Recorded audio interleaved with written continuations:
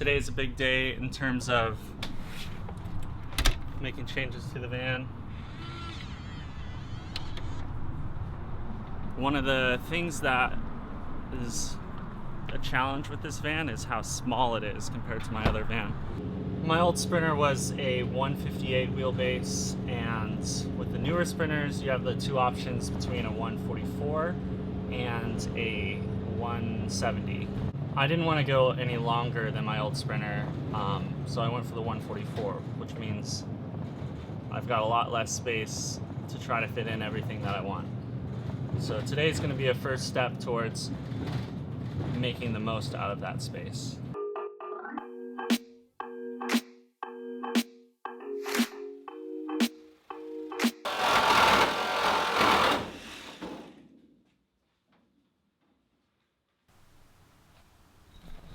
Okay, if you saw the title of this video, you probably know why I cut a big hole in the side of the van.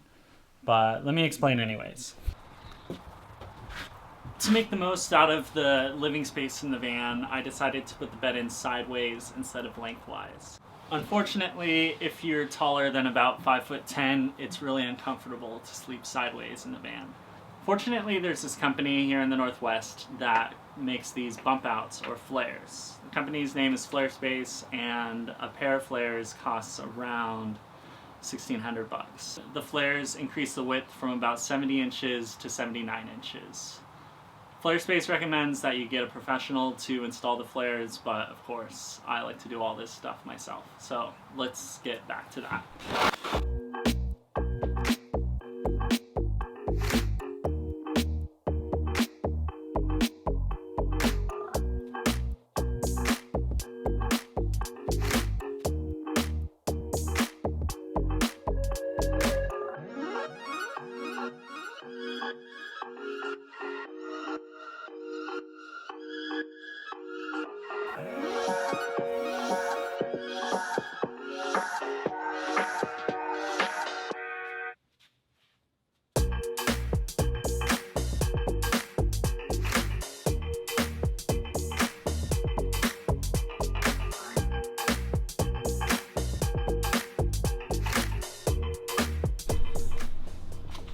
So I had to let the flare sit overnight to let the glue settle. Still have to let it sit for several more hours, but it's safe to add the windows now.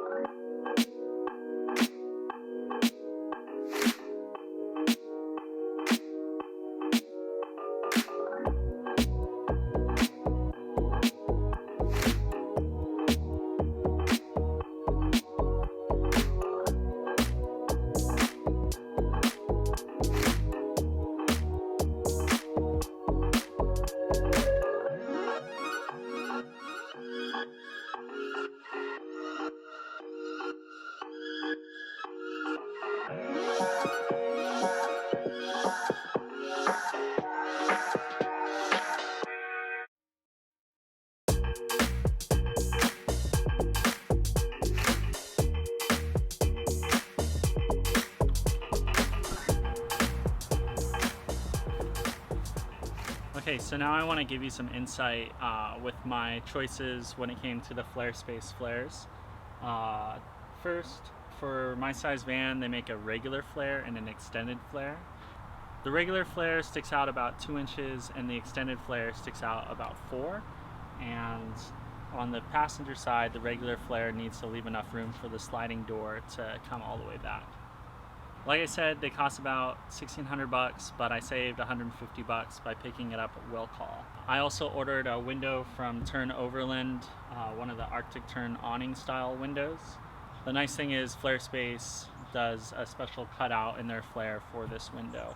For the window itself, Flarespace charged me another $382, which I know it's a lot, but these are really high quality windows. When you get the flares, they don't come painted, so I had to take them to a body shop to get them painted. I only ended up putting in a window in one of the flares, partially because it takes away from the headroom that you have for your bed. And the other reason, since this is an awning style window, if I put it in the sliding door side, I know I would leave the window open, then open the door and break it. So just had it on this one. Tern Overland makes a bunch of different size windows. I got the 550 by 700 millimeter windows. These windows are awesome. They're awning style also, and they'll stay open at different increments. You can also leave them just cracked open and still have them locked so that you can get a little airflow moving through the van. They're dual paned, which will help with insulation. And probably the biggest thing that I like about them is that they come with their own set of curtains. Trying to build a set of curtains in my old van was a real big pain, and I was always working to try to get them to black out all the light. Also, having the window being awning style lets in a lot more air when I leave them wide open. And you can also use the window as an emergency exit if you ever need to. A couple of the bigger drawbacks to these windows that I've noticed so far are, since they're not designed for the van's curve, they kind of pull in the walls of the van and make this kind of funny little shape.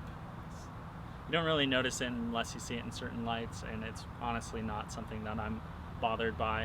They also don't come tinted, and from what I understand, you can't tint them. I was kind of bothered by that at first, and then I realized if you had the screen closed, it's kind of like having a tinted window. And finally, moving on to the vent I chose, I went with the Maxx Fan Deluxe. I think it's the 6200, as a manual crank rather than an automatic crank. I went with that one and chose the black covered lid, A, to match the van, but B, I'm hoping that it cuts out on light that escapes the van when I'm parked at night. I know I'm not really going for stealth with this van, but having a light shining out the roof of my last van was a real dead giveaway. The nice thing about this van is that you can leave the vent open even when it's raining, which happens a lot here in the Northwest. Anyway, that's going to do it for today's video. I've already started working on the inside, which is why I'm not showing you anything right now. No spoilers. Next video is going to be about insulation, so if you want to check that out, make sure you're subscribed so you know when it comes out. And thank you for watching. We'll see you soon.